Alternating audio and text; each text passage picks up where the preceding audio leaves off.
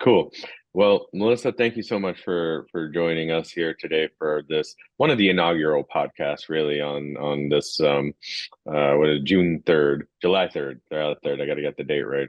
Um, well, Melissa, it's been a while, and like I said, first we're just gonna jump into some of the rapid fire questions to catch up a little bit the audience on who you are, what makes you tick, that kind of stuff, basic stuff, nothing too crazy.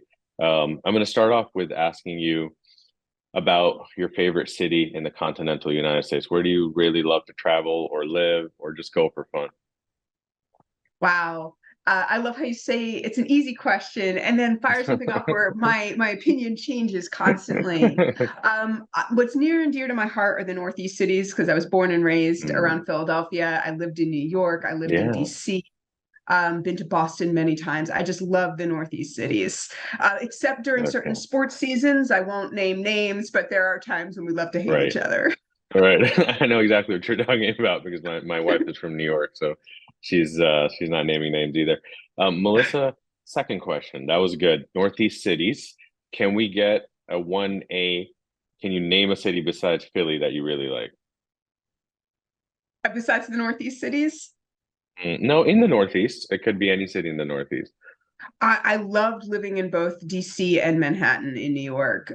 Those were both Oh, fantastic experiences. I also recently spent several years in Austin, Texas, which was that's quite right. different, That's but different. pretty amazing Yeah, as cities go. So I very much enjoyed that one as well. that's cool. Did you eat a lot of barbecue when you were in Austin? Absolutely. Yeah. Barbecue and tacos are two areas that Austin has down. You're not going to get Yeah, much better when it comes to Texas and Tex-Mex style yeah, barbecue and tacos than Austin. yeah. Oh my God, it's so good. People like So don't even good. realize how good it is. It's so like next level good. That's awesome. Okay. Second, I'm going on a tangent. Second question. I remember you as a stamp collector. Are you still into that hobby? Absolutely. Yes.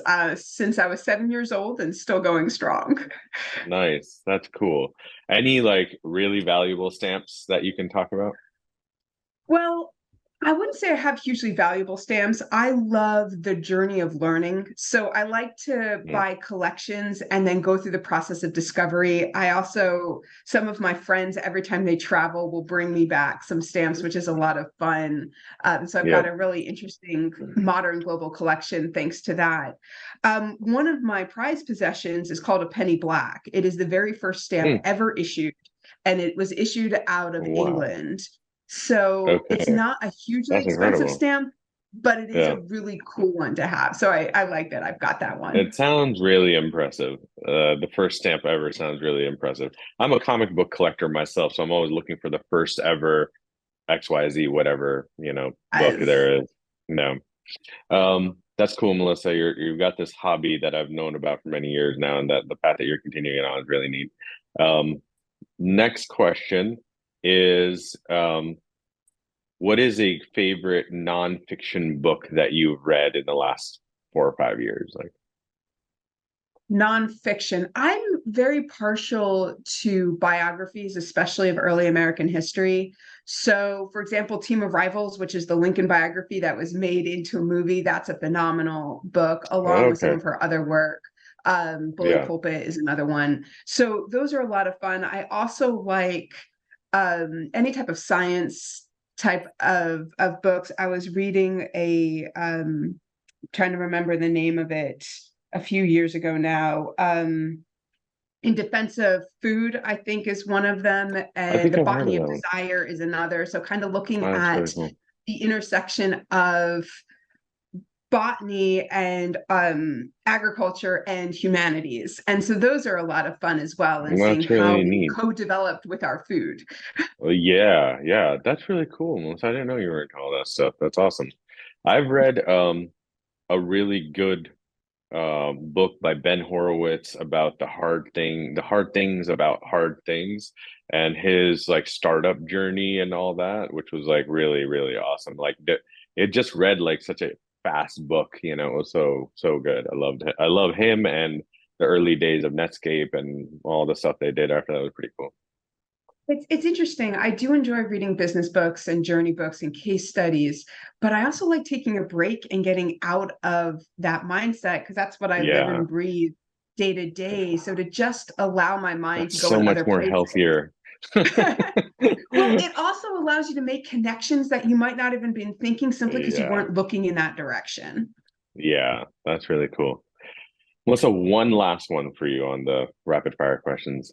You once told me, and this really hurt me, but it's okay. You once told me you were like, Bobby, I don't care what the outside of my car looks like because that's what other people look at. I care about the inside of the car and whether it's going to be a good, like, efficient car. Do you still stick by that? As a car guy, I was like shocked and horrified, but you still stick by that ethos. I do. For me, cars are a means to an end. They're not the means Yeah, themselves. I like cars that are comfortable and highly reliable. And yeah, then growing more and more cars that are efficient and good for the environment. And especially as we're getting more options where it's becoming yeah, realistic, that's becoming quite intriguing. yeah. Do you have a Tesla yet? Not yet. We're actually looking at different brands. Yeah, me too. My husband is a big fan of Volkswagen, so as theirs, I Yeah. believe their EVs are ready to hit the American market next year, Hmm. so we're holding out for that. Yeah, what's it called? Like Polestar or something like that? I know he loves I the think. van. I'm a huge Yeah. fan of the VW van. It reminds me too much of Scooby Doo. So we're deep in Yeah, conversation. yeah, yeah. Same with us. We've been looking at some EVs, but haven't decided on it yet. Tesla had, I think, one of the best quarters because they slashed prices. So we are like, oh, maybe this is the right time to buy a Tesla. But then everybody has it in this area, so it's no, you don't. It's not unique or anything like that. Good and bad. You want to have some competitive Yeah, pressures because that keeps the prices down, it keeps the technology evolving, but on the other hand, the infrastructure yeah, is really nice and Tesla does have a unique exactly. infrastructure. So whatever Yeah. you get, make sure you can plug it in where you need to plug it in. Hmm. Yeah, I heard that even Rivian was like licensing their some of their infrastructure pieces and components and stuff like that, which was pretty cool. So I guess they have done, a great job setting up all those Tesla stations all across the country and all that. I Um, am hoping Very we see cool. some uniformity soon, kind of like the IEEE standards, because once we Yeah, have everything exactly. standardized, now we're going to allow Hmm. for a lot more EV infrastructure, which ultimately is going to be beneficial to everybody. Yeah, yeah, exactly. Those are my questions for the rapid fire round. So I think we did well, and you nailed it. So no issues there. Melissa, now we get into basically your PM journey. At this point, and really throughout the conversation, we're pretty much talking to product management leaders and executives, VPs of product, chief product officers, VPs of engineering, and CTOs, right? That's the group here. That's the audience here. So in this like kind of journey section of your career, I'll be asking a lot of PM related questions. And my first one is just around like, can you tell our audience kind of what you studied in college and then how you went from that to landing your first PM job? Yes, absolutely. And I think with a lot of product managers, especially those that have been working for a while, who are not fresh out of school, we probably Hmm. don't have PM in our background because that wasn't a field of study. It wasn't when I went Right. to school. So I went Hmm. to Me school neither. for electrical engineering, right? I was electrical engineering, physics minor and emphasis. My original intent was to be a bench engineer working on Hmm. semiconductor physics. I wanted to design chips. But when I Right. graduated in the early 2000s, it was during a tech recession. Hmm. So the job I thought I had, the job I had the offer for, disappeared before I finished school. And it Right. had just so happened I was very lucky as to get advice that I should practice with interviews. So I had accepted a few Huh. other interviews more because my intention was I have a job, but I Hmm. want practice. I want to get comfortable with these conversations as they will Right. be in my future. And I had a couple of other job offers that I was sitting on. So I began my Hmm. career completely going sideways because I took a job with the government as an analyst in nanotechnology. So I Oh, did that for interesting. a few years, never became a bench engineer. I started as an analyst. I switched to private industry a few years after that. Hmm. And then an interesting opportunity came up through networking, through friends at Microsoft. And Hmm. so I left the world of nanotechnology and I joined Yeah. Microsoft as a consultant. And that was an interesting journey because as a consultant, I started seeing a lot of how people use technology. So my Hmm. focus is consulting in high tech, which was my first entry into the world of high tech rather than physical tech. Yeah. Was looking at how major organizations use their Microsoft stack to achieve a goal. In my Hmm. realm, it was looking at SharePoint and the Office suite. Okay. So it started that transition from the intention of the technology to the business strategy. And in fact, I was a business Hmm. strategy consultant. And that Okay. started forming these connections of Yeah. results and outcomes, not bits and bytes. So that when Right. I had the first opportunity to join an organization in product management, I didn't even know what product management was at the time, Hmm. but I did understand how technology is used and abused to either get to the Hmm. right outcome or to cause a situation where organizations cannot get to the outcome they Right. need. Think like data, for example, whether you have a Hmm. good data strategy, so you know and you're Hmm. managing your data, or it's Hmm. haphazard and everything takes forever to figure anything out. So Right. I joined product management with that background. And I sort of learned as I went, along with a lot of the industry at the time, because product management was still That being was really built up new. from its. Yeah. Yeah, yeah. Melissa, when you got into your first product management role, was it like an immediate fit? Like you got into it and you immediately loved it and liked it and you were just in it then for the long haul, or did it take some time to be convinced that, yeah, product management is for me? For me, it was almost instantaneous. I loved Mm-hmm. being in product management from the moment Mm-hmm. I joined and for the years that followed as I rose through the ranks in product management. I just loved it. I loved, just like Yeah. with the cars, it's a means to an end. Technology Mm-hmm. for me, even being an engineer, was always the means to an end. And in product Right. management, it was focusing on the end first and how that Mm-hmm. end impacted the Yeah. business, how it impacted the customer base, the users. Are they using it? Are they avoiding it? It was about human behavior. It was about Mm-hmm. business structure. It was all the best parts of technology as far as I was That's cool. concerned. And I really enjoyed it. The thing that surprised me was how much I enjoyed Mm-hmm. being the epicenter of different teams. So in the world of engineering, in Yeah. the world of analytics, you've got that core group of people that you're always around, those experts, those influencers, and then everybody else is just sort of out there as Mm-hmm. consumers, Right. or necessary evils, let's be honest, right? um, but in the world of product management, everything flips upside down because you're the epicenter of so many different disciplines Yeah, and they all come absolutely. together and a lot of them are designed to be contentious. We're Hmm. supposed to argue back and forth in order to keep Yeah. that checks and balances within the business, within the Right. organization. I did not think I would enjoy that, and I ended up loving it a Hmm. lot and understanding the influences and what mattered to each of the groups, what motivated them, what Yeah. made them afraid, what they were getting compensated for. And the more I understood how each group, how each individual Mm. ticked and what motivated them and why they were doing what they were doing, the better I was at my job at being the epicenter of all of these different disciplines. Right. It's such a like in the middle hub to all these spokes in the organization and stuff. Yes. So you got to be good at a lot of different things, including like And you have to be influence very and communication. respectful, And, but you also, because you're not the expert in any of them. So mhm. you're surrounded by experts in different disciplines. You're surrounded by Right. people who are really good at what they do and have an Right. in-depth understanding, but that understanding is focused in one direction or another. They're not focused universally, which is what the product management team has to do. Exactly. So, Exactly. Melissa, yes, I think, oh, sorry, go ahead. no, please, no, continue.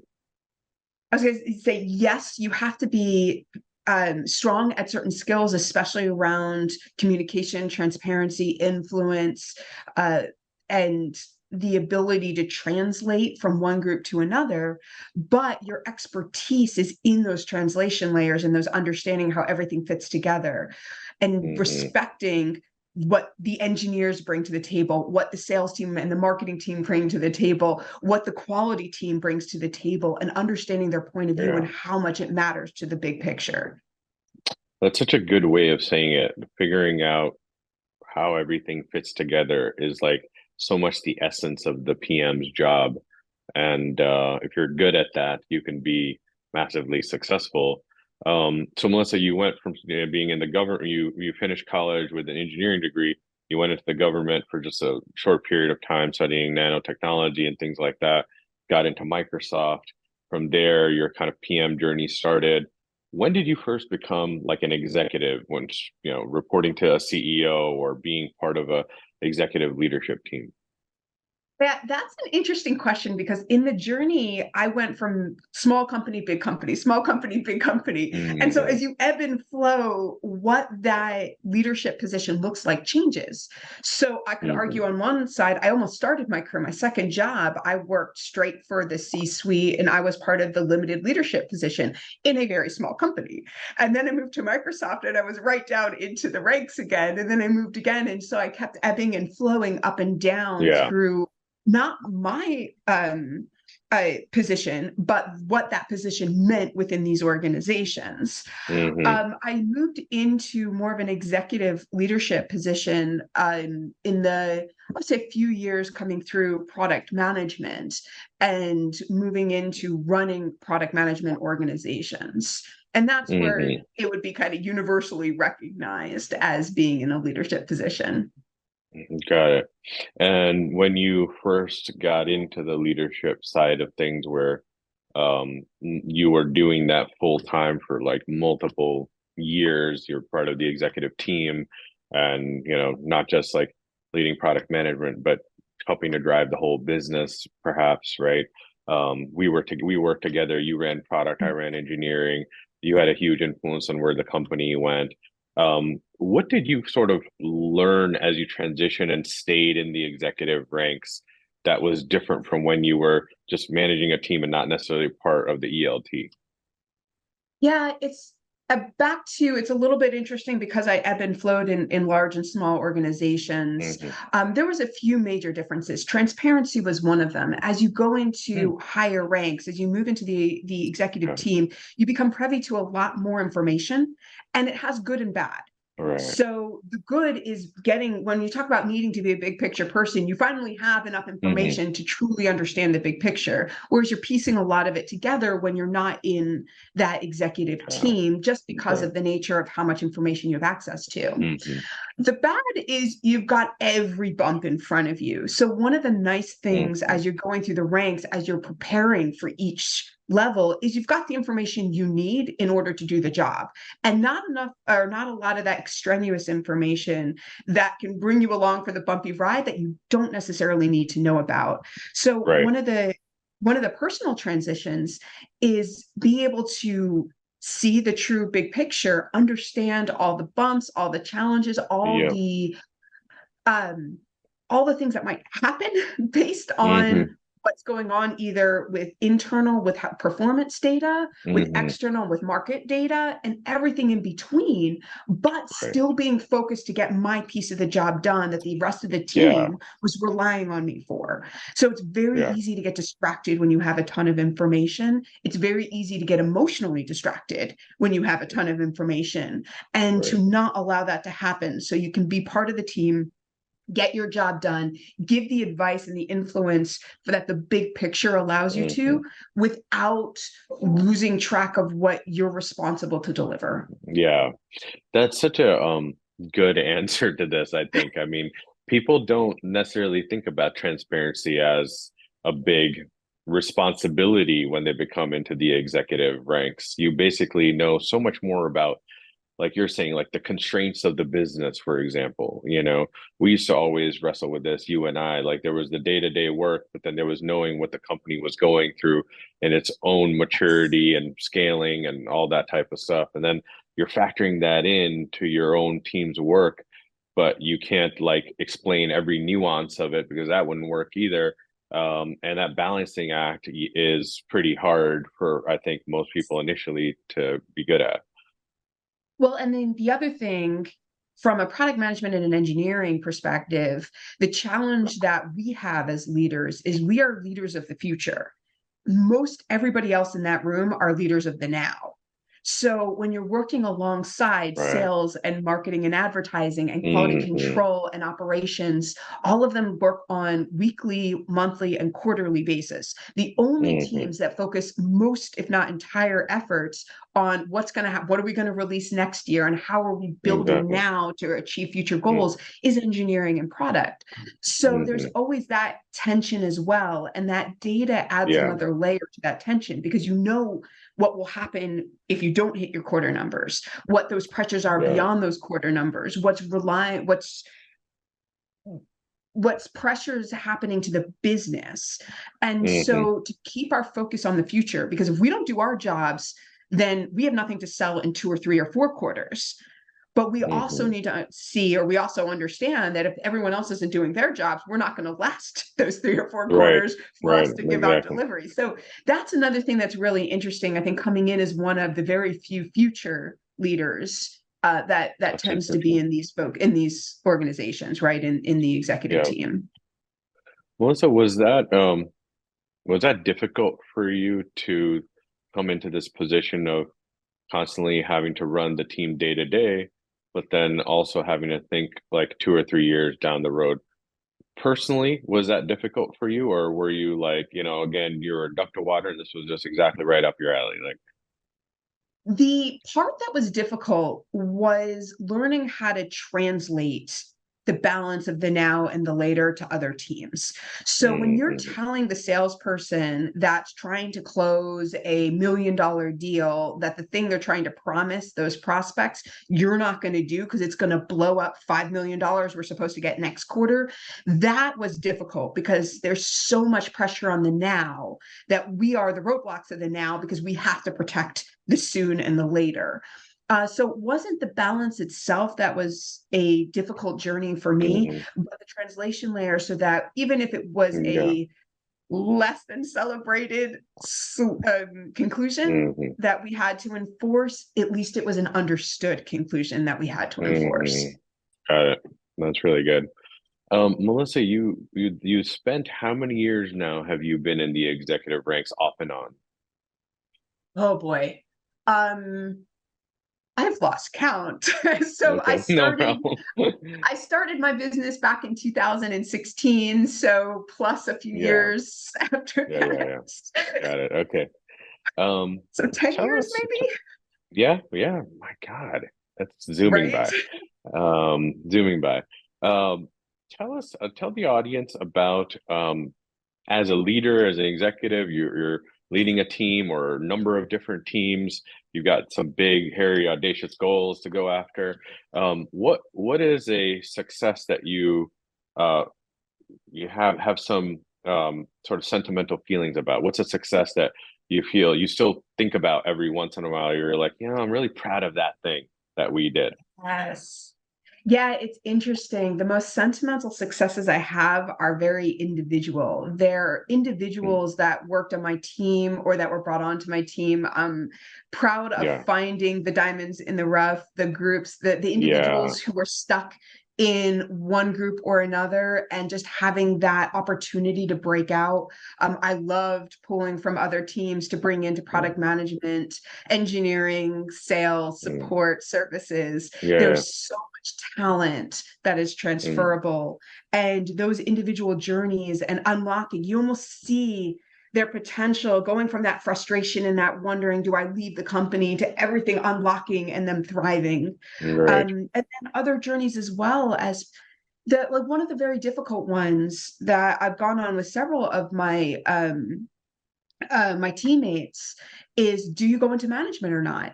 which is a Mm, non-trivial question, especially for those who love being subject matter experts. And you find a lot of them in engineering roles and in product roles. We yeah. love being expert on the things. Management is not being an expert on the things. Management is being expert on the process and on career development. And so working with individuals on their discovery Mm, journey, on what their path is going to be.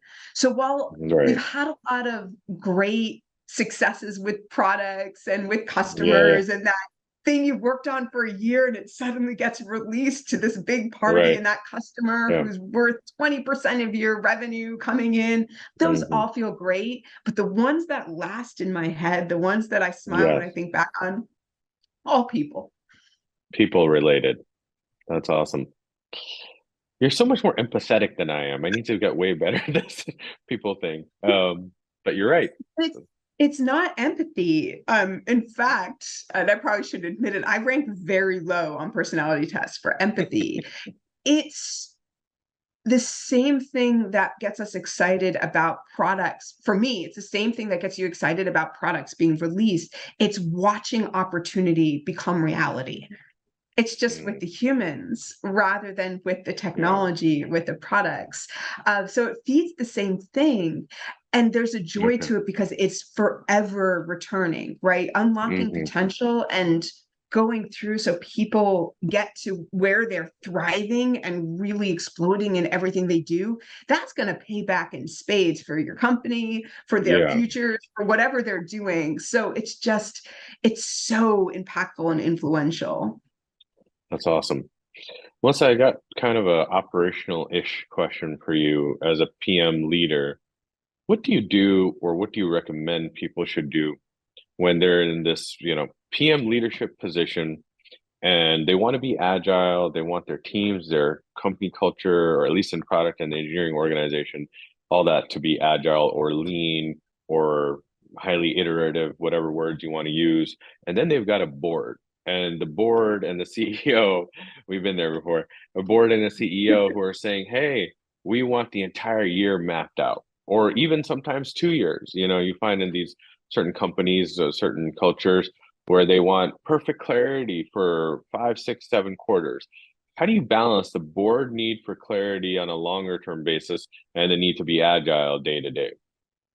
Yeah, that's an interesting challenge that will forever plague the engineering versus the business side, because engineers work best when they're solving problems iteratively and you're not locked to. If you're doing a waterfall technique, right, where you know the end and every step to it, any little deviation, any problem will throw you off and you end up in a failure state rather than a learning state. So that's why you see so Right. many engineering groups and tech companies moving towards agile, because then the worst is a learning state that gets you even better in the next iteration. It's always positive Mm-hmm. momentum. But you can't sell positive momentum. So the reality of the business side is, if I can't give you a grand vision for what I'm going to be able to sell, I can't sell. And if I can't sell, I'm not making money or raising money. And if I'm not doing that, I'm not making anything. And so everything stalls out. So we need Yeah. on that board level, on that business level, some sort of end, because that's the end that is being sold. That's the end that is generating revenue, even if the Mm, process is iterative to get there. So there are some techniques that work pretty well for balancing, and then depending on the board and the executive team to flip between them, or lean into the technique that works the best. One of them is the grand vision without the details. So talking about themes. So I love using themes for various hmm. months or quarters or years. This is going to be the theme of making it smaller. This is Right. going to be the theme of going into this direction or adding this Hmm. type of technology or this new market. Exactly how Yeah. we're going to have more of an iterative process. Right. You also get a little more vague as you go out. So the first couple of quarters are going to be Hmm. nice, strong, like sub bullets to your themes of what you're going to be releasing. As you get out, it's going to just be vague concepts that people can get excited over. Hmm. If you're a Star Wars fan like me, think about how Disney runs their Star Wars stuff, right? So you've got the um, shows and movies that are going to be released imminently, you probably have a Right. synopsis, you know who the actors Mm-hmm. are, you know the release date. Then you have Right. the teaser that's coming next Mm-hmm. year. There's Mm-hmm. nothing beyond the teaser. They might still be Right. writing the Mm-hmm. content. So you're getting excited. You have a sense, but you're not sure exactly what's Yeah. coming. So this idea of it's okay to go to teaser level Mm-hmm. versus trailer level versus synopsis level, as you get closer, you change how much detail. So that's Right. one. Another technique that has served me really well is to have I just call it the third, a third, a third, a third. So having 1/3 of whatever your program is that you're working on at any given time being the far-reaching future investment, Mm-hmm. 1/3 being the tactical, and 1/3 being the maintenance and support, so Mm-hmm. that you are always balancing the right now, the soon, and the later. And Mm-hmm. you might need to dial up and back a little bit, but if you're maintaining about Right. a third, you're able to balance all of those. So they're getting the everything is working well and we can be very supportive to the customer base. You're getting the here's Right. what's coming next quarter and the synopsis level stuff. You're also continuing to invest in the Mm-hmm. future so that when that Yeah. pulls forward, you're getting ready to get to a launch. Yeah. Teams get in trouble when they go all the way in one direction or another. So they look like they're Yeah. going dark if they're just doing Right. future, and they're not investing anything if they're just focusing on the now and reactive. Mm-hmm. The third, a third thing sounds a lot like now, next, later, if you've heard of that Mm-hmm. framework or whatever. Yeah, a lot of folks I've seen using that definitely helps to create clarity and some tie-in between what the board is seeing and what your teams are seeing. You can show that to both sides and still, achieve some level of alignment and all of that. Um, Yes. what happens, Melissa, in your mind, related but slightly different, when you have a lot of companies that like I'll invest in some companies, middle market companies, and you see them, they've been feature factories for like 10, 15, sometimes 20 years, and they've been run by engineering. There hasn't been a strong product management component to it. Then you bring in product management, and they start slowly changing things to be more outcomes driven, and those pieces are really good and important, and it's a transition that a lot of like tech enabled service companies have to make, for example. um, but then you want, after a couple of years of doing that, you want the product investment to really return high ROI. And so you want some innovation, you want something new, maybe a new product or going to an adjacent market, but that innovation mechanism maybe isn't there, that experimental culture Mm-hmm. isn't there. How do you, after the fact, so to speak, inject the experimental culture, the startup feeling maybe into a company that's already got 10 years of engineering and product and just building features for the one product for a decade or so? How do you inject the experimental culture into it? Well, first, the company has to actually want it. So, one of the Mm, core problems that happen with organizations is they say they want something, but they don't, right? And you can always follow hmm. the money. If there's no money in experimentation, if they're not giving time and resources, they're not allowing the engineers the energy to be creative, then there's a mismatch. So, the very Right, first thing is it something you actually want and are willing to invest in? Or do you right, want just some little poppy things to say you're innovative, but you really want to be that incumbent product company? right. Don't mix the two, because if you try to mix them and say one thing and do another, all you're going to do is chase away your engineers who want to be innovative and frustrate your engineers who don't want to be innovative because of this weird Hmm. imbalance. Hmm. So step number one, be true to thyself. So know that Right. this is not what you want, and then take the Hmm. right steps accordingly.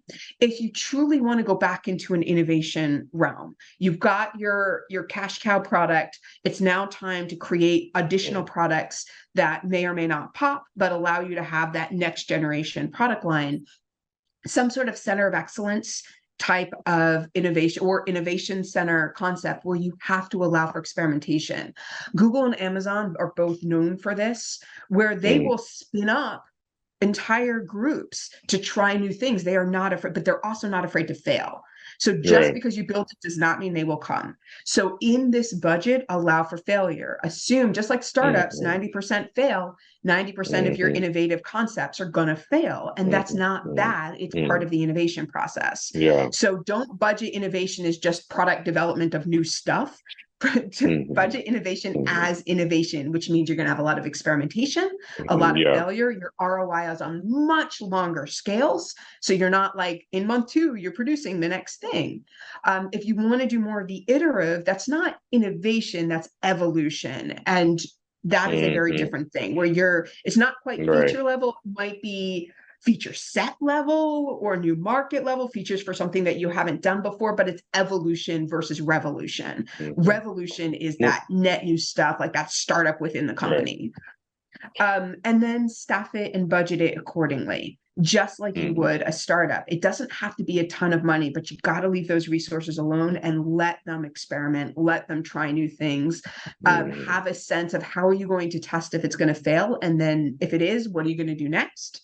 How are you going to test if it's going to Mm-hmm. be successful? And if it is, Right. how are you going to turn that into a product? Because just because it's a great concept and a great product does not mean it will have business success. That is a different type of Mm-hmm. investment. So when you're thinking innovation center, don't forget the business innovation, not just the product and technology innovation. That's a really good point.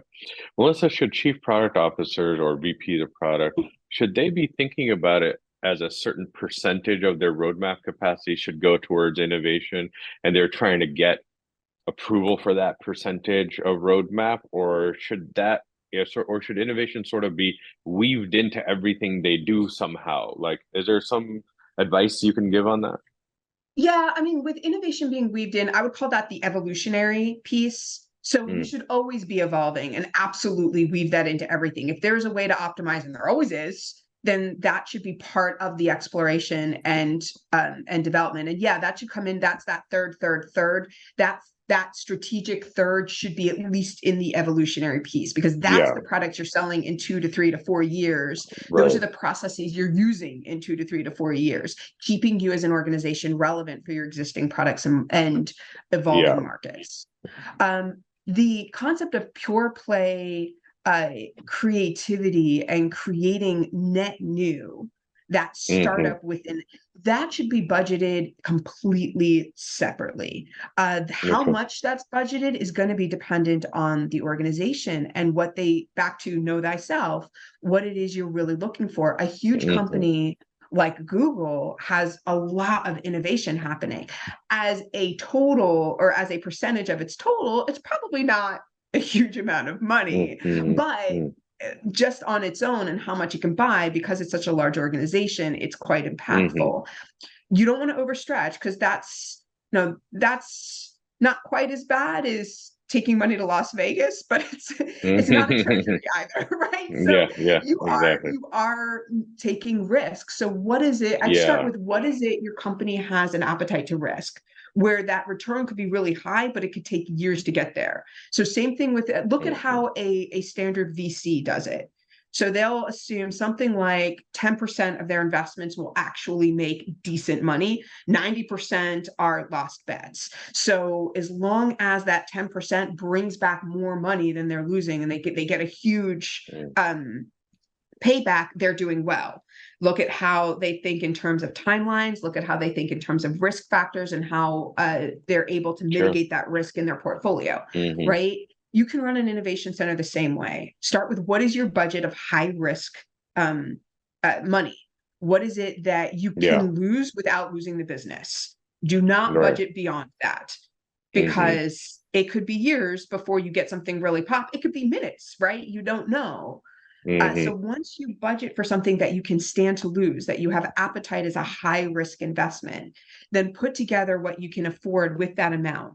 If it's a couple of engineers in a back room with a Hmm. single user experience person, if it's a team, then have some borrowed resources, especially if the budgets are Hmm. low. You want to have a marketing and advertising person in there. You want to have a salesperson in there. They might not be full time though. Yeah. They could just be advisor role for a Right. while, you're understanding what the market pressures are and what your competition might be. And it's not just in a bubble of, look at this cool new thing.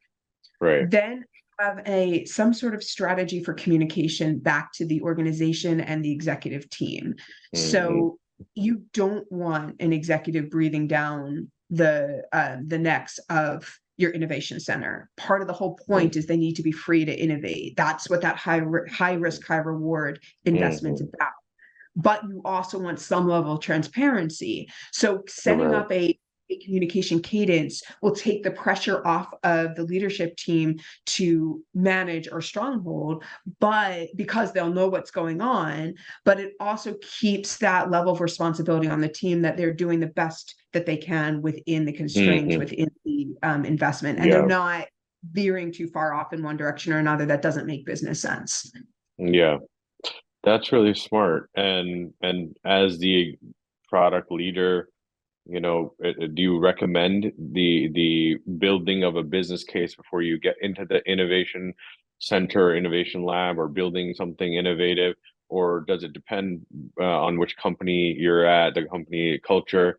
Like, is a business case worth it to you in your career? Have you seen them, be actually a useful tool for executive, or no, it just doesn't usually work. It's more the influence you have and some other factors that may weigh into getting funding for innovation. Business case is very valuable. It's not step one, because Mm, you need the freedom and that sense of creativity and research and playing around to right. get to the level of having a good business case. And so if you're Yeah. trying to build a business case within your standard workday, and then that gives you the ability to start innovating, you're already doing it wrong, because your mind is mostly filled with the stuff you need to do. And this business Mhm, case becomes this extracurricular or side project. mhm, Something like this is not a side project. So yes, I believe in business cases. It allows us, even if it's not, if we are nowhere near the business case at the end, just the discipline of going through what are our markets? mhm. How are we going to make money? What's our first path to Yeah. money? What's our MVP? All of those questions need to Mhm. be answered, but they're not the first part. So there is going to be some poking around, some research, some Yeah. conversations, playing with technology. What's possible? What can this thing do? Before Mhm. you start thinking about the business case of how That's you're going to really make good. money off of this thing. That's really So good. yes, business case, never start with the business case. You want to Mhm. have playing around that results in a business case or a set of business cases to then choose what to further invest in. Got it. That's really good. Not step one. A lot of people think Not it's step one. It's not step it's one. not Wow. step one. Okay. That's cool. Melissa, switching back to your career trajectory a little bit. Um, I've spent 20 plus years in this industry, and both on the private equity side and in the portfolio in the operating company side. And you come across so many leaders, so many executives. I was talking to my former boss, and we were discussing leadership, and I gave her the statistic that in 23 years of talking to CTOs and so forth, I met one woman CTO in that entire time. And I think she was a CTO Warburg Pincus. They were about to buy our company, and we were talking to them. And my question to you is obviously breaking into this field, going from an engineering to product standpoint was one break in, but then there was also breaking into this and being successful in this field, just being a woman, right?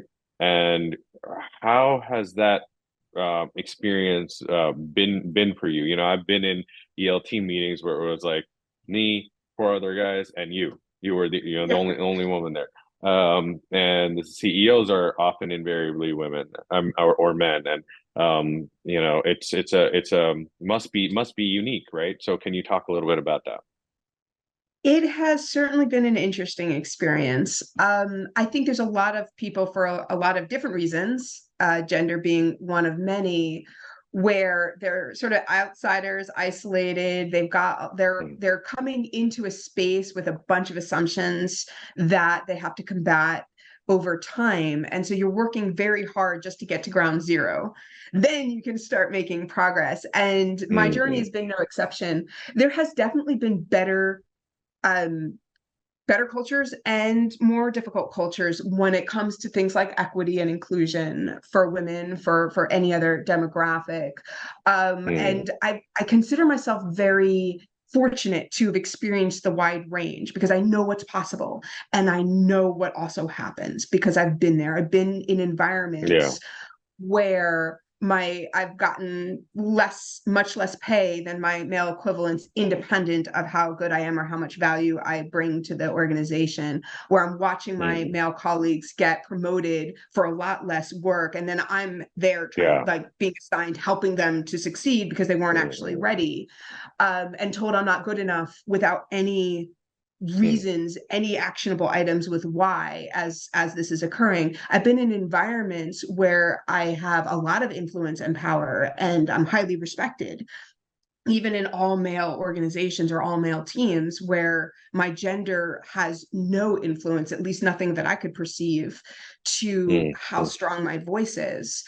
um, and so it does exist organizations that are very good about equity, very good about inclusion, that see people's mm, values, and mm, not mm. being connected to demographics does exist. And the opposite, Yeah. unfortunately, exists as well.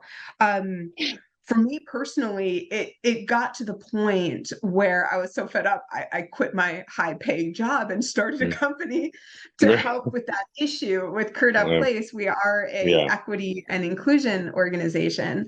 In our case, we focus on talent acquisition and creating equity in talent acquisition, inclusion in talent acquisition through anonymity and structure, both in technology and our technology solution Mm, and in training and consulting, because it is there. I would say some advice that I give anybody on who are growing their career, especially people who feel like they're on the short end of those equity situations, is one, mm, never ever be ashamed of who you are. If people are not comfortable with you, it's the wrong place for mm. you. It has nothing to do with Right. your personal value.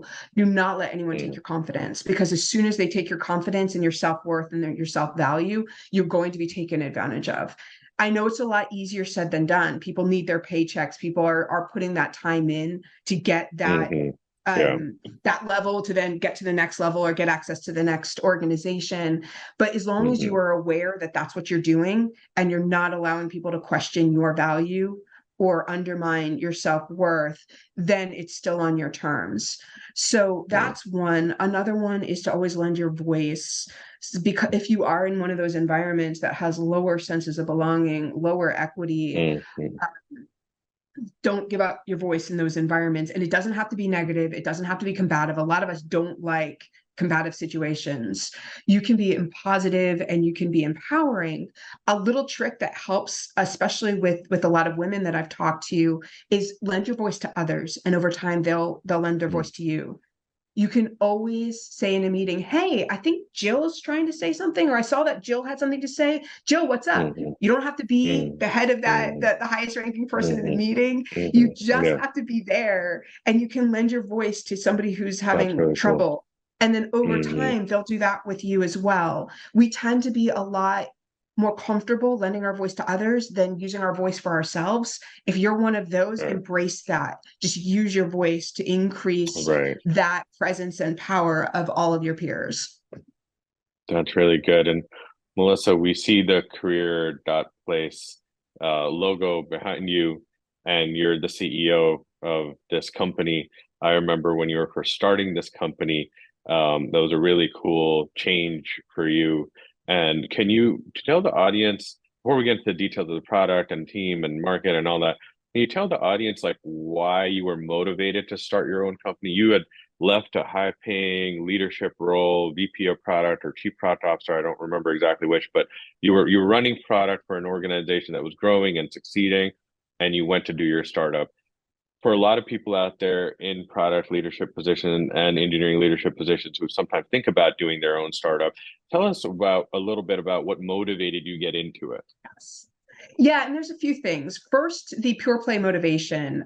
So because I was in product management, because I was a hyper growth product management leader. I loved change. I love growth. I am not thrilled with maintaining. So post Hmm. acquisition for me was not where I thrived. So that was great. I knew myself. I knew where I was happiest and where I was most productive. It also meant I kept coming back into the job market. Success meant it was time to start looking Hmm. again. Yeah, like, Um, hmm. right? So when I would go through, especially as I started getting into the executive levels, going through the talent acquisition process was getting very frustrating. A lot of inappropriate questions, a lot of illegal questions, a lot of irrelevant questions. It Hmm. had gotten so bad that I actually stopped more interviews than I completed and said, okay, don't ask that again. That's illegal. Don't do that. Here's what you should be asking me. Here's why you're asking me these questions to evaluate if Hmm. I could be a product leader, product strategist for Yeah, you. And you can call me back when you're ready for that. But this, I'm not going to right. do this. Um, and that engineer in me kind of kicked in because I had that moment where I was like, either I have to put up with this problem or I can try to solve it. Hmm. And engineers, we don't like putting up with problems. No. So I started a company to try to solve it.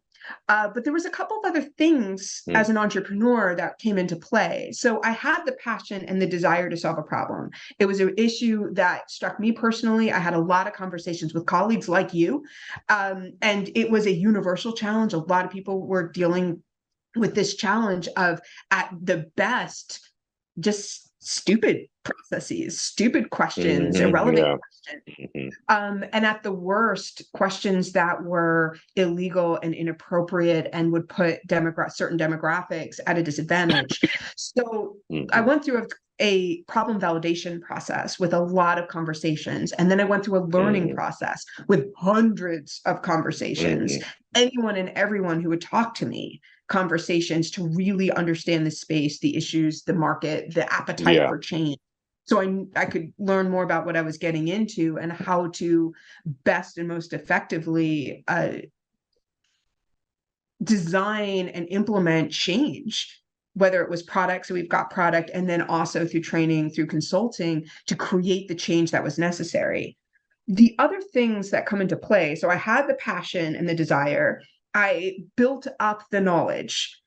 I had to have the financial freedom. So, and luckily, and I'm very blessed to have a double income household. We did a lot of financial investigation for us personally, and how much time, Hmm. how much money we could afford, what we could afford to bootstrap and invest before it became a struggle and a strain on my family. So one of my personal things, Hmm. being a parent, being a spouse, was I Hmm. did not want to put my family at risk for putting together, like, for me personally, and I know everybody is different, but for me personally, being at risk of paying the bills, feeding the family, was a no-go. I cannot work with Right. that kind of pressure. I just don't Hmm. function well. So I Hmm. knew I had to be in a personally financially secure position. I don't Hmm. need to get wealthy. I don't need to take a bunch of vacations. I just need to make Hmm. sure that I could pay my bills and feed my Right. Right. family, like that. So Hmm. that was another piece. And then the That's last interesting. piece was my who I was going to go on this journey with. A Hmm. lot of people, myself included, work better with partners Hmm. who are complementary in skill set, not that Right. are the same in skill set.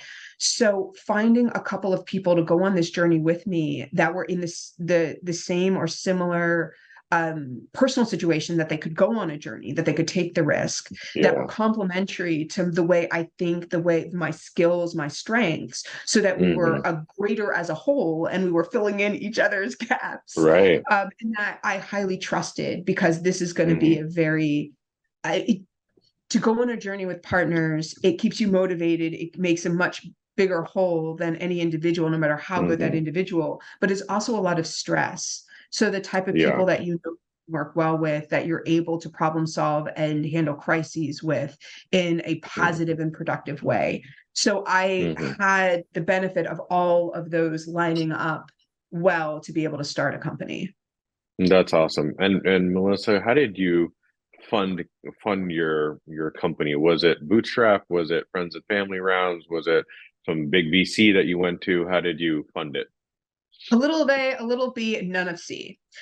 So Mm, one of the downsides, so anybody who's listening who is thinking about starting a company or going into that, a statistic to be aware of that we were well aware of when we started our organization was women get about, right now it dropped, it's about 2.5% of investment go to women. Entrepreneurship or business investment go to wow. women. Mm, So women are severely underfunded. It's very, very difficult. If you look at funds that mm, are women and people of color, and my business partner is Hispanic. So the two of us don't make up, the prime target for what to mm, invest in, for who to invest in.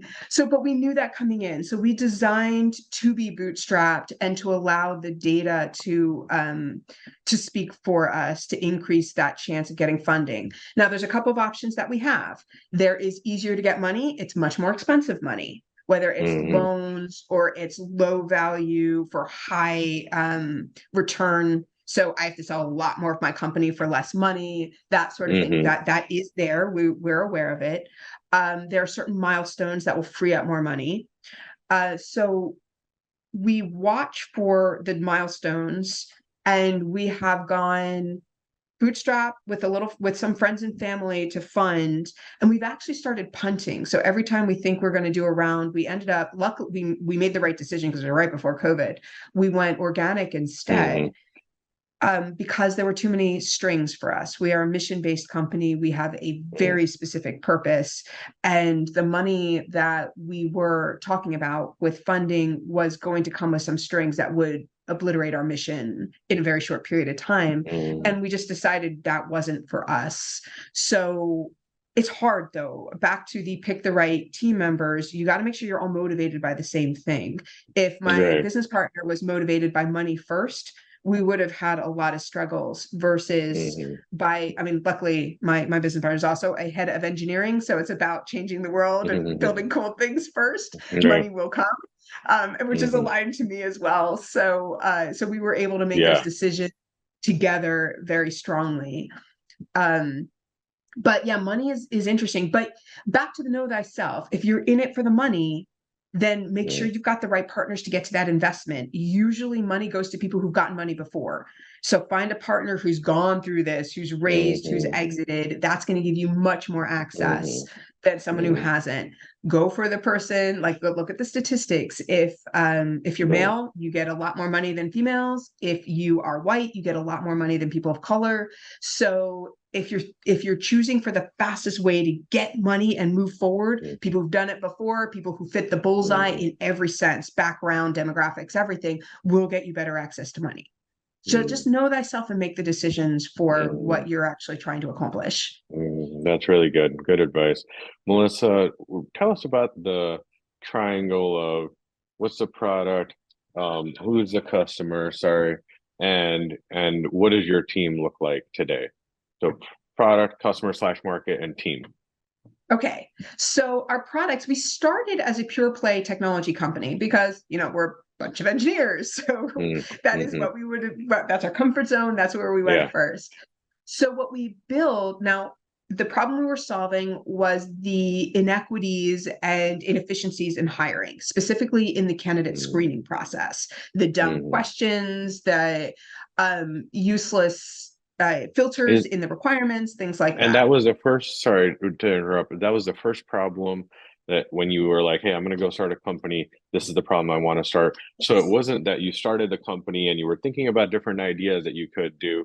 You had already been thinking about the idea for a long time, and then you started the company after knowing about the problem. Correct. Mm, Yeah. And then not only did we narrow in on the problem, we also did some validation research to make yeah. sure that this was, in fact, not just a data point problem, but a data trend problem, how prolific it was, things like that. So our initial concept was remove the bias and the distractions from the hiring process, specifically the screening process of candidates, and replace it with Mm, something that would give companies and hiring managers the true insights that they needed in an equitable mm, way so they were truly picking the best talent. Everyone says they just mm, want the best, but data is showing that's not what's happening. So how can we allow people to truly pick the best? That is what we started with. And what we created was an anonymous candidate screening solution that plugs into applicant tracking systems. It removes all extraneous information. It does not start with resumes. We hate resumes. We try to remove them entirely, and instead focuses on the structure of, this is what I need. These are the requirements. These are the questions. Here's what I'm looking for in the answers. Your candidates respond to that anonymously, and then you can apples to apples compare. That way you can focus your energy and your time on the right questions rather than making a bunch of assumptions on looking through tons of resumes.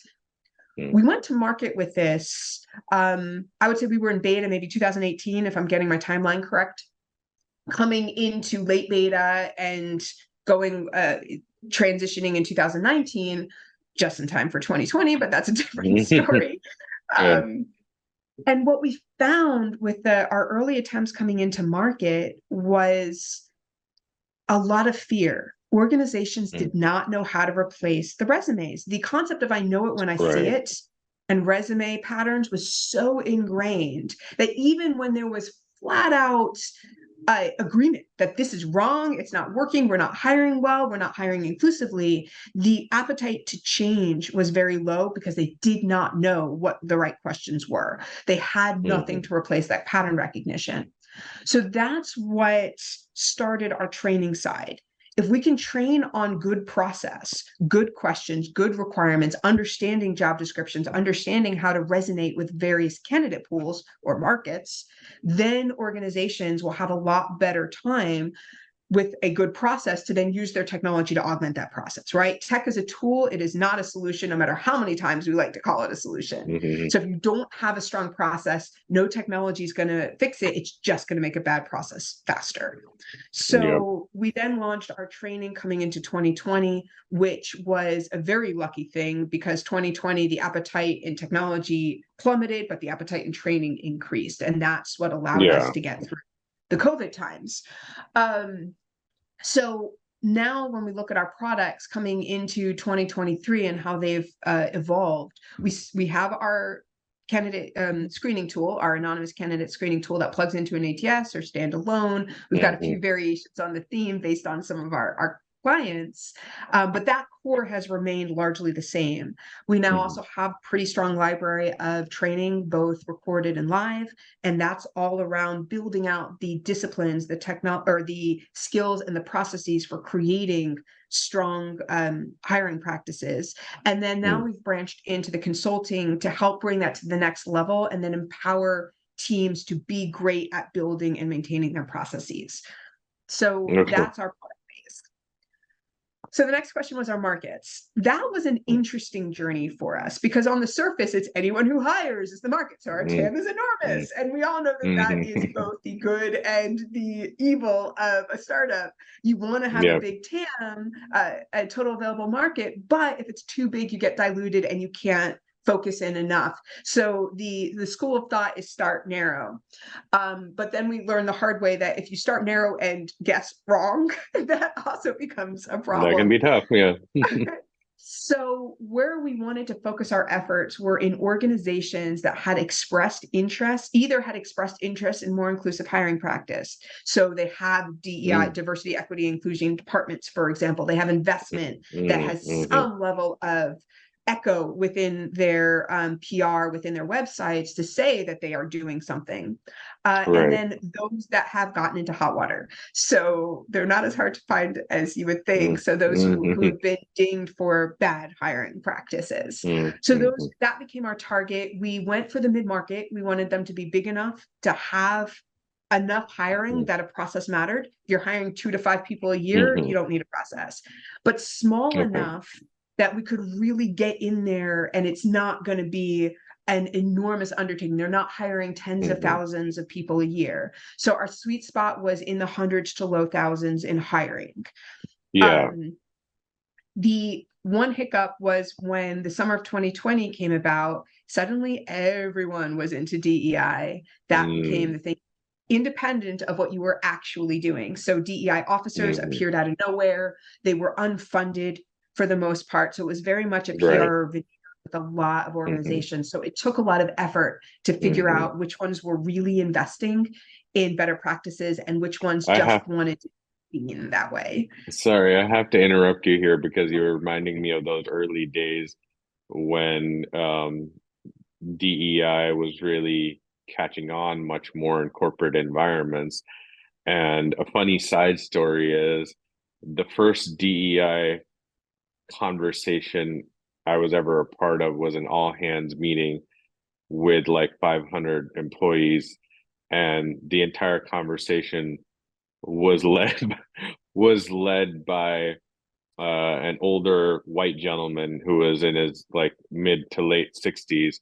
And he started off the conversation asking for clarification about what DEI meant, and then he got into talking about it. And so it was definitely a weird time to be alive kind of thing. It was some unusual shit was happening for sure. Um, Melissa, going back to you were talking about like finding companies that had DEI departments that were slightly maybe funding them for the first time. It was starting to, DEI programs were starting to be built out and stuff. In your mind as a CEO, did you divide up the world into, like I'm constantly dividing up the world into, are you a startup? Are you an SMB? Are you a mid-market company, maybe lower middle market? Are you enterprise? Did you think of it like that, or did you think of it just in that dimension of like, they have a DEI program? Let's go over there and let's talk to them. Yeah, I mean, the DEI programs themselves, we had to split up, but it took a little research. There's the veneer where I want you to think I have a program, but there's really nothing in it. There's very little Yeah. funding. It's budgets for parties of the month and awareness training, which has no action behind it. There was no change. There was no process investment, Mhm. no outcome investment. So the veneer DEI versus the real, where you're seeing true programs, um, outcome based efforts, at least something measurable, something that has a change impact to an organization. So that was probably a lot more effort. It's much easier to figure out if you're an SMB or a startup than it is to figure out, is your program real or not. And that took a lot of effort. We had I'm to develop a sure. lot of skill on figuring that one out. Yeah. Within that, we've got clients all over the map, from nonprofit, small nonprofit, to Fortune 1000, but they have very different focuses in terms of what Mm. they're doing and how much they can do. What matters from a DEI perspective, what matters from any type of perspective, is, are you changing? Are you doing something different tomorrow than yesterday within the bounds of what you can afford and what is reasonable for your organization? As long as you've got momentum, then there is a lot of great work that can be done. If there is no real momentum, there is no real appetite, it's a waste of time, and we don't have the time and energy for that, because there are Mm. so many that really do have momentum. Yeah. Within that, Yeah. then it was understanding what products match with which market. So as I said, our sweet spot for our technology is what you would call the SMB space, right? So that's the hiring of Mhm. about 100 to a few thousand, somewhere in that realm. We have clients that are outliers on either end. The sweet spot is really more Mhm. for our focus in sales, not necessarily, Mhm. we wouldn't turn down an Mhm. organization. For consulting, it's different. It's a lot more widespread, and the how serious you are with your DEIB efforts plays a lot bigger role than how Mm. many people you're hiring. Okay, got it. One thing that really stood out of the things that you said was this idea of like not loving resumes, and maybe resumes being a legacy kind of aspect of hiring. Um, I do a tremendous amount of hiring. Sometimes I feel like I'm 30%, 33% of my life is just hiring, and in direct and indirect ways, filling certain executive roles, but then also constantly networking. And I too despise a resume, and work in a completely different framework that I just created for myself to sort of better match companies to people and all of that. And as you were saying it, I was thinking about different startups that I've talked to who are startups who focus on killing email, replacing email with a better way of doing email. Two popular examples are Hey.com from the founders of Basecamp, if you remember that company, and Superhuman is another example of a startup trying to get rid of this legacy kind of tool called email and replace it with something. And it seems like you're slightly in that same kind of trying to do something similar with replacing the resume. You were saying it's hard, it's difficult because the pattern matching that's been going on for 30, 40, 50 years. Can we get to a point, do you think, with your visionary hat on, where like 5 years from now, 10 years from now, maybe AI has a role for in it, that we are truly replacing the resume, that silly construct of yesteryear is like gone and we have something far superior to that? Or is that just going to be impossible to make happen? Well, from a technology standpoint or an outcomes perspective, absolutely. In fact, we should have been off resumes a long time ago. If you think about how a resume works, which is literally a piece of paper or two, first of all, how can somebody represent their entire career in a piece of paper or two and do an Right. adequate job, right? So we know they are deficient documents. We don't use these types of documents in most everything else we do. Even our medical forms have moved past that in most places. Right. Right. So a resume was designed as a leave behind, as a small leave behind, as a physical piece of paper. When you were Mm, going to respond to newspaper ads, you went to a physical office and you dropped your resume off. Then we got to that next level where it's like, oh, I can just email it or fax it and get it there yeah. without being present. Where we are now is we can collect all sorts of great information from people through forms, through assessments, through questions and answers. We've Hmm. got all sorts of technology to have a much richer interaction, a much more tailored interaction with our candidates. The resume, that leave behind that was designed for newspaper clippings and going to physical offices, is completely obsolete from a technology standpoint. Hmm. The challenge that we have is because of the way that we have developed a discipline around it, we're holding fast. And this Right. idea that if I don't see on this piece of paper where you worked and from what years, I don't know if you really show Hmm. up for work or not, or if you have Right. longevity or how old you are. And the reality is none of those things actually matter. Those are symptoms of some things that matter, right? So Yeah. you that's of loyalty. I want to know if you're going to be loyal. I want to know if you've got high work integrity and a high work ethic. I Hmm. want to know if you're able to last through projects and see them through if it's a Hmm. project that makes sense. This is all things we can measure through other way more effective means than Yeah. these echoing patterns on a resume. Exactly. So from a technology standpoint, resumes have been obsolete for a while now, right? I mean, you and I Hmm. both been in technologies that would blow away the resume. Hmm. But from a human standpoint, from how comfortable we are by the disciplines of, well, this is what I do for a living, so if it goes away, I go away. That's what's holding us back now. And just like we've seen in so many other industries, it's not that we can't do it, it's that we're afraid of it, or certain individuals or certain groups are afraid of it. So that's the piece that's going to be difficult. And so will we still see evolutions in our technological capability through AI and through better integrations and better interactions with people to get more realistic views of them? Absolutely. But we're already well past resume obsolescence. Hmm. We're just holding on to those security Yeah, blankets. yeah. It's a security blanket for sure. No question about it. Melissa, you were gonna talk to us about the team that you've assembled at Career.place. Yeah, so we started off, it was there were three of us plus a couple of others in the consulting side as the core members. We've ebbed and flowed a bit because again, we came up, then came COVID, and we Mm, contracted. Now we're building up again. We've invested most of our time and energy in, we've got our tech team. We're building back out our sales team.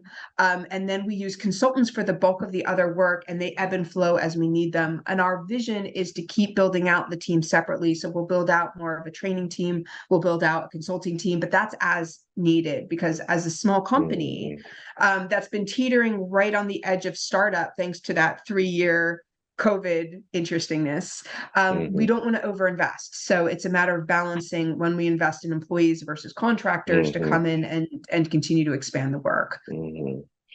Got it. Melissa, going back to your career and how it plays into your running of Career.place. And by the way, is it Career.place or Career.place?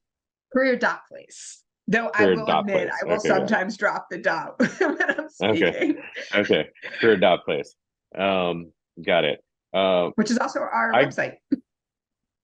right. It's not career.place.com. It's just Nope, just career.place. career.place. Yep. Yeah. Okay. Easy to Okay, cool. remember. Yeah. Uh, I grew up with a strong mother who raised, four children and worked at the same time and all of that.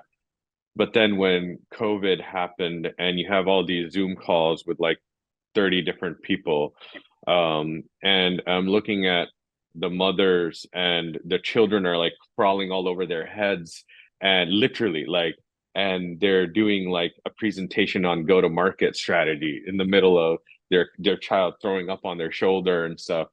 I had a new understanding of like the challenges and difficulties of being a mother and also, being a leader, running a company and all of that. How have you been able to manage through that, given the fact that you're the CEO of a startup, you have, you're probably the chief product officer, the chief sales officer, the chief everything, plus you've got kids, two kids, you've got your team of people, your husband, the family, extended family. How do you manage through that? And what do you think are some of the advantages or disadvantages of being in your situation versus like a guy like me? I don't have any kids. I can do whatever I want, whenever I want, however I want. It's so much easier. How do you Yeah. manage through all that? Well, I think there's always pros and cons to everything. Being a parent is not easy. Being a parent during COVID was a very interesting challenge. I kid you not, as a quick little side comment, I was doing a podcast, much like this one, on ageism right near the beginning of COVID. And somewhere out there is a podcast of me saying, like, some of the three impacts of ageism are: child, go to your room, because the whole time my kids like That's so flinging funny. themselves at my office door. That's great. So I mean, the realities during COVID is you just had to coexist with your kids, Yeah. and then they were younger when COVID started. It was not easy. Part of it was, me and my husband were partners in it. We're very lucky just in the nature of our dynamics. We've taken very much a balanced partnership approach, which allowed both of us to maintain our professional lives and somewhat navigate the parental lives of COVID. It wasn't easy, but Mm, I do feel like I was very blessed with having a strong partner in that mm, journey. So that helped a lot. The other thing was we went into a very strong flexibility model. So you work when you can, get to your meetings, get them on the calendar as you can. But a lot of mm. the writing that I did, a lot of the design work and all that happened when the kids were either asleep or they Right. were in other activities. It was not, that concept of 9 to 5 had to disappear, because I was doing Mm, lessons with the kids at 2 to 3 p.m. mm. And so it helped that this was a global phenomenon. And so Yeah. everyone was dealing with that. And so the appetite and the grace we gave each other was much, much higher than it normally was, which is Hmm. phenomenal. Hmm. Um, but when it comes to being a parent and a founder and CEO, but when it comes to being a parent and a leader in an organization, there are pros and cons. Being a parent is demanding. I am constantly trying to manage my calendar so that I am reasonably present for my children and give them the childhood that they deserve while still Yeah. maintaining my professional responsibilities and outcomes, while still being successful, because it's also who I am. It feeds me as a person. For me, my personality, being a professional is very important. It is very much part of Hmm. my identity. It's very much part of my mental health. So it was not really Hmm. an option for me to give that up. Um, Hmm. but on the flip side, it does make everything worth more. Solving a problem Mm. that impacts my kids is worth a lot more than solving a problem Yeah. that impacted me. So there's a lot more value I find a lot more productivity in the hours. I might not be able to give as many hours as some of my colleagues, but I can give very highly productive hours because Hmm. I've got that constant switch in my attention, so I don't get the fatigue in one Hmm. area Yeah. of focus. So that helps my work-life balance, and therefore my mental health is a lot better than it was when I was single and when I wasn't a Hmm. parent. Hmm. Forcefully, because I have to disconnect. I have to prioritize something else Yeah. for periods of time. Exactly. So I think while the sheer volume of work and the sheer volume of hours to work, I should say, has gone Hmm. down, absolutely, I would say my output has actually improved and Hmm. my mental health and stability has improved because I've got that Hmm. balance. Wow. So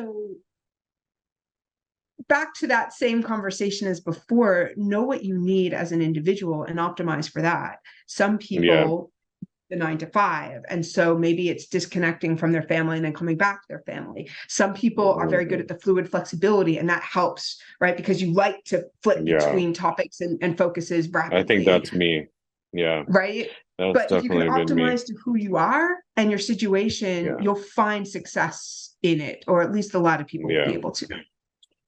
I definitely got this sense of, I realized at some point in my career that I didn't like the, like, 501 stop work, thoughts about work, and begin thoughts about family kind of thing. Like my brain was just like mashing everything together. So the whole day is just like work and family or whatever, but it's all kind of, work is fun for me. So I feel like, okay, I can do this. I can still produce everything I need to produce and stuff, and still take care of my family, interact with them as I need to, and all that. So mine is definitely a mishmash of things.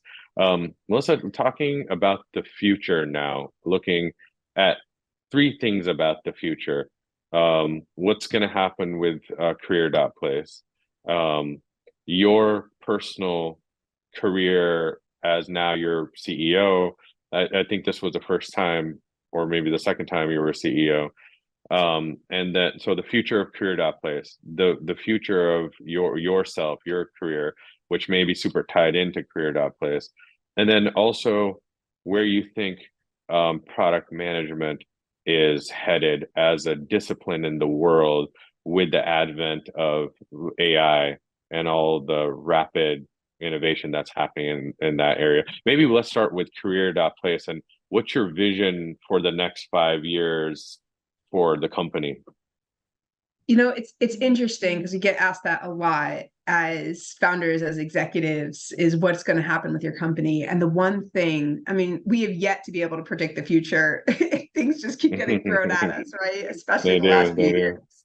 But Yeah. the one thing that has been very constant and something I see well into the future is maintaining our purpose, our mission. We want to Mm, have impact in very profound practices so that as we continue to move forward with the next generation of employees and professionals, we're finding them in ways that are much more inclusive and equitable while still maintaining high levels or growing high levels of efficiency. mm, We need to get those people in seats quickly and then they thrive. We also want to have very strong levels of quality and value to our clients.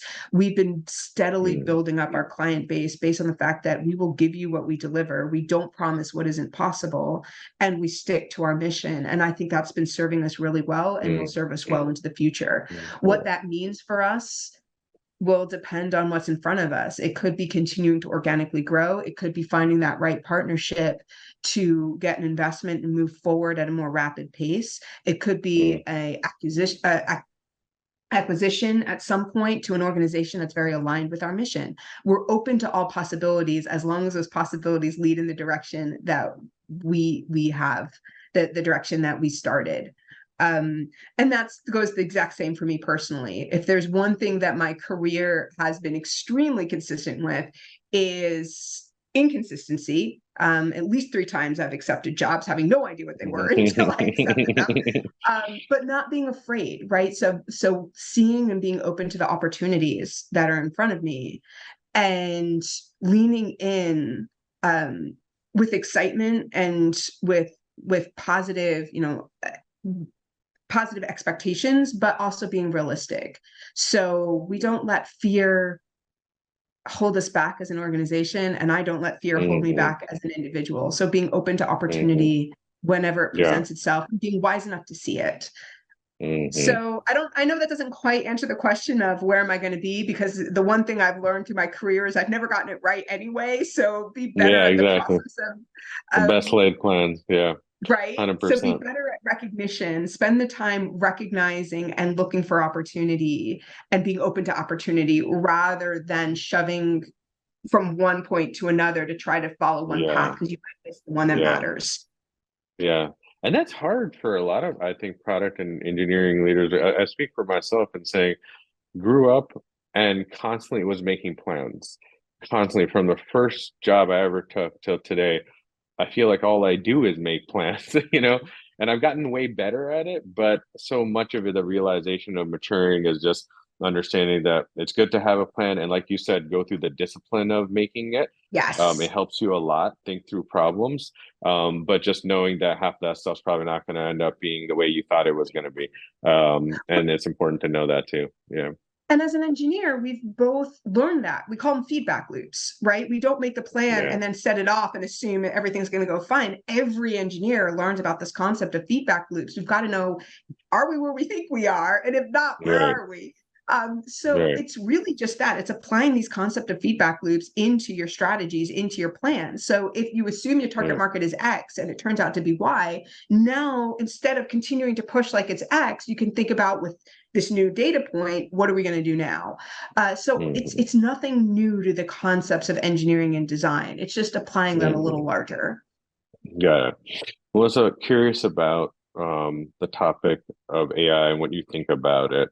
Um, I'll when ChatGPT 3.5 came out and I first got my hands on and started playing with it, I definitely had a very different feeling than I've gotten from any new technology released in the last 20 years. I went all the way back to um, talking to my history teacher, Mrs. Montgomery. We were discussing the internet, and I was like, they have a lot of like books and stuff on the internet now. And she was like, no, this thing's never going to catch on. This is just a passing fad, et cetera, et cetera. And it was AI ChatGPT 3.x, whatever, felt revolutionary in that same way that the internet felt revolutionary. I didn't have this feeling about blockchain, definitely didn't have this feeling about crypto. Social media, I probably got into that way later. So I don't know. I mean, it's definitely impact the world massively, but not all for the good.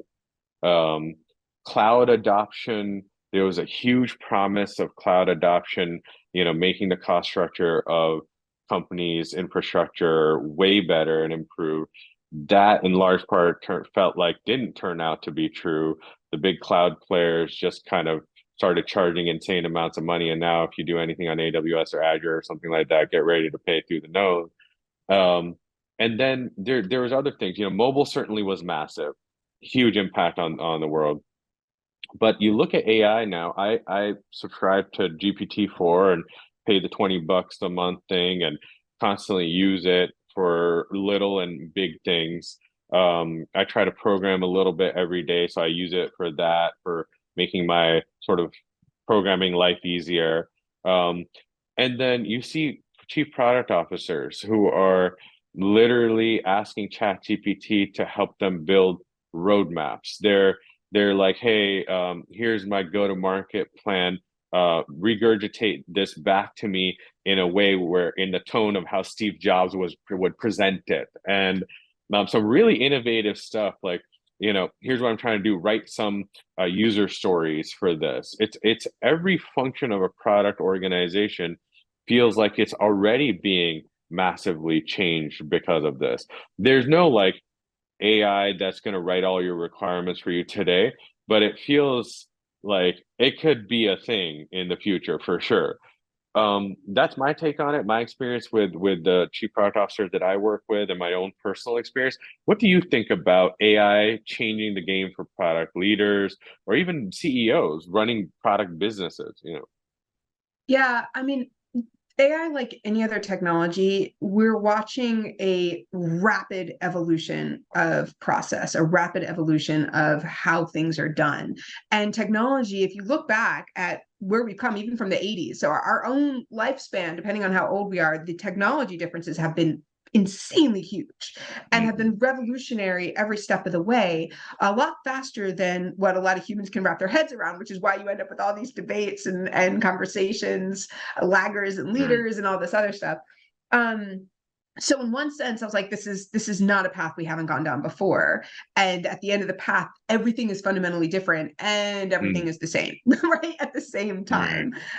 We Right. just have different platforms. Like social media is a great example. If you're into, and we talked about this right at the beginning, some of my favorite nonfiction books. If you look at history and you look at the founding fathers, like back Hamilton, Washington times, you will see that we had a lot of fake news and news outlets, and they would throw poo at each other Hmm. on, and they hate each other. The two Hmm. presidential candidates hated each other. They would throw verbal poo. They just did it in these newspapers, right? And so Hmm. now we've got a whole different platform that reaches crazy numbers of people, and it's an echo chamber. So what your truth is, what your reality is, gets echoed and validated versus gets challenged by other opposing points of view. We've kind of gone down the route of I don't want to hear what I don't want to hear, which is that dangerous path that you were talking about, where it's Right. causing all this disruption. So we've done this, we've gone through these cycles. With AI right now, the way I'm viewing it, and whether this ends up being the truth or not, is kind of like calculators were. You remember Hmm. getting your first TI, whatever, 82, TI 83, 82. Yeah. and like Hmm. all this stuff you learned through calculus, you could just go, and there's the answer. Well, this changes Right. everything. And so this mountain of work that you've been doing all through your math career suddenly went to a couple of buttons. And it was so easy. And then you go to this realization, and you go in engineering school, this was a big thing, where if you don't ask the calculator the right questions, you're still not going to get the right answers. You'll get them Hmm. fast, you'll get them Hmm. super fast, and they will be correct to the answer the Right. question you're asking. But if you don't know how to create the formula, if you don't know what's going on in the circuit, you're not going to ask the calculator calculate the right thing. Yeah. AI is like a verbal calculator. It gives you Hmm. access to all the stuff you would have gotten there anyway, with all the research, with everything. But this does it so fast. It's able to fill in any skill gaps that you might have in writing or emulating different voices or anything else, which is phenomenal. And it's going to give us so Yeah. much power for every individual. But if you're not asking it the right questions, if you're not focusing it in the right place, if you're not understanding the problem at hand, you're not going to get the right answer, just like with that TI Hmm. 82, TI 83 that you had. So what my prediction is we're going to see yet another shift where product management is not about the busy work. It's about the strategy. It's about understanding where we need to go, the Hmm. questions we need to ask, the research we need to do. And then the research results are going to be very, very rapid Hmm. versus days and days of sifting through Hmm. websites and things like that. So the onus will be on the questions, not the answers. Yeah. The quality will be in the review and not the writing. So as a product manager or as a product management leader, my primary responsibility is going to be on the strategy and the questions, and in reviewing the answers to make sure that they make sense, to make sure that they're cohesive, to remove any of Hmm. the oddities. So Right. just like any other feedback loop, if you just ask, hey, write all my requirements for blah, blah, blah, blah, blah, and post it out, Hmm. there's probably going to be issues. We need that human touch Hmm. to understand, is this really what I'm looking for? Does it make Hmm. sense? Is this Hmm. the quality that we need? Are we focusing correctly? Hmm. Overall, I think it will allow us to work faster, just like a calculator does, more efficiently, just like a calculator Yeah. does. It will not replace us, but it will Right. replace busy work, which will give us more time to Hmm. do strategic work. Hmm. So it's kind of like a co-pilot. You kind of use it to help you make you more efficient, maybe do some of the scaffolding type stuff you normally are used to spending hours on. That gets simplified. But the essence of creating a product strategy or building the right requirements, understanding your customer, understanding how your market works, ChatGPT and the LLMs and AI can help you with that. But you believe at this time, no, it's not replacing, can't replace, it can assist. Right. Yes, it's going to be, it's like having a research assistant. You ask Hmm. the research assistant dumb Yep. questions, you'll get all sorts of quality answers that won't help you at all. Hmm. So absolutely. In fact, one of the things that in my mind I'm seeing as a parallel is a lot of the data innovation that was happening over the last couple of decades, where we went from literal filing cabinets to these much more complex data structures that we have now. And Right. then if you think about how people will implement them, some people are just doing digital filing cabinets. And you're Right. if you're a data expert, you're watching this, you're going, that's There's a better way to not do the this. best Yeah. solution. Right. Like, which cabinet, which folder should I put this in? Because it's relevant to Right. multiple things. And you're just like, so My God. because anyone who understands data knows that you have structured and unstructured. You can have multiple ways of finding it. It doesn't actually matter where you're storing it. It matters how Yeah. you're getting to it and the views that you're creating. And so it's kind of similar to that, where we have to shift the way we think about it. We have to shift out of the linear and into the Hmm. matrix from a data perspective, into the Hmm. unstructured from a data perspective. It's the same sort of thing with AI. We're just going to have to we're going to have to reshape what we think doing work is. And Hmm. it's not finding the right folder to put things in and then putting a little colorful tab so everyone else can find the folder. Wow. That Yeah. work is gone. It does not Hmm. mean that data structure and data organization is gone. It just means that method is no Hmm. longer, it's an obsolete method. And I think that's really the evolution that we're going through, just like we have been. We have Yeah. to Yeah. rethink what our jobs are and get rid of the work that was essential is now going to be busy work that is automated. So what is now our Hmm. role in it? Yeah. Exactly. And it feels like a lot like the fear mongering, or the worries that people have about being replaced. I think I personally feel more optimistic that the world has such a big appetite for products, services, goods, etc., that the appetite is just never ending and always increasing. I was talking to a friend of mine who was talking to me about YouTube and his YouTube business, and he has this car YouTube channel that blew up and is making millions of dollars on it. And he was like, the best time to start a car YouTube channel is right now. Like, there's an incredible increase in the amount of audience around car YouTube channels, and car things, especially after COVID, just made that world go crazy. So I think that there'll be there's unlimited appetite for the world for new products, and products to continue to get better, and product teams will just continue to use AI more and more until they become to a point where I think that become very good at strategy, become very good at other aspects of it, and make product as a discipline become even more stronger, because it feels like product is, in my view, still kind of catching up to engineering. In my head, I think of engineering as like the NASA scientists with the black ties and their short sleeve shirts and stuff. Like, engineering started way back then, and product management started, it felt like around 99, 2000, 2001, 2002, around then, when I started Yeah. reading books about it and stuff like that. So maybe AI just massively accelerates the maturity also of product. Melissa, What this I was actually awesome. Yeah, think, go ahead. what I actually think a bigger risk is not to jobs. It's going to be flooding the market with subpar content and products. I think we're going to see a huge increase in noise because it's going to be easier and easier. I mean, anyone just think about from news articles to or news outlets to social media. There's this huge flood that anyone can write anything. It doesn't mean it's quality. So there's a lot of noise. Right. That noise is going to be compounded, and we get that every time we have a revolution. Every time we have a significant leap forward in the ease of creation, whether it's frozen food product or Mm, plastics mm, or yeah. data or stories, we get a flood of bad content. So I think what we're going to find is over the next few years is sifting through the noise to get to the value, and we have to get better at that.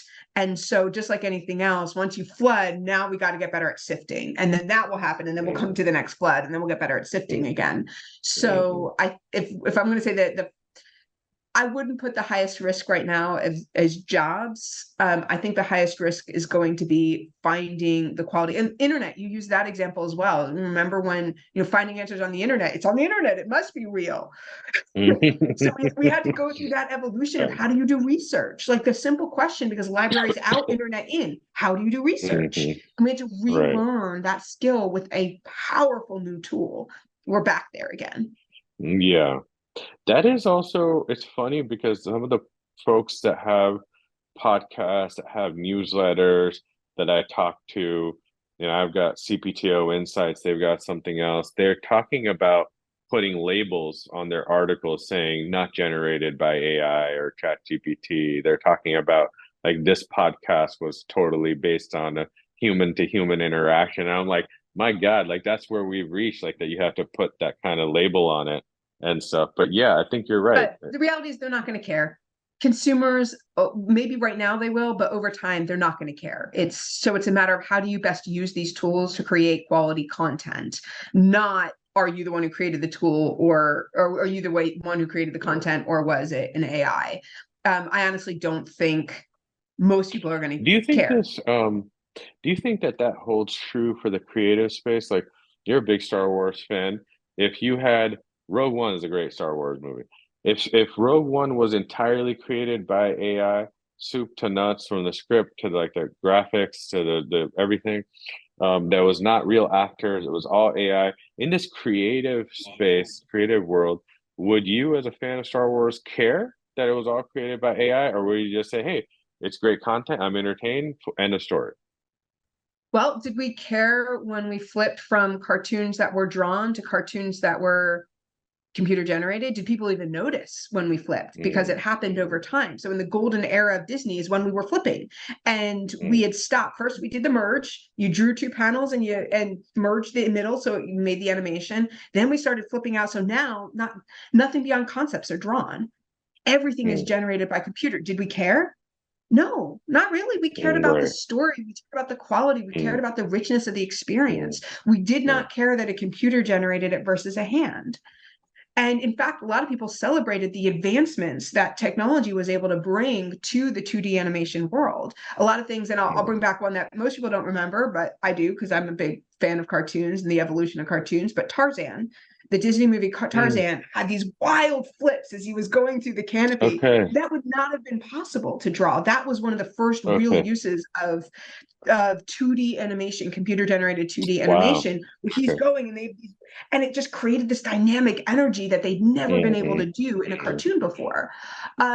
So with the same thing, if it's quality content that entertains people, because that's what it is, entertainment, I don't think people will care. Do I think okay. that AI is going to have the same level of quality as a human that's good at it? I don't think so, at least not Mm, anytime soon.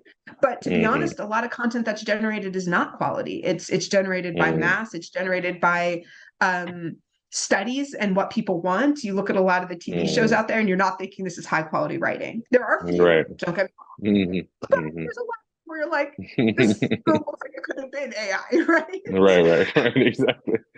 That's funny. That especially some of the stuff that Netflix tends to churn out sometimes these days.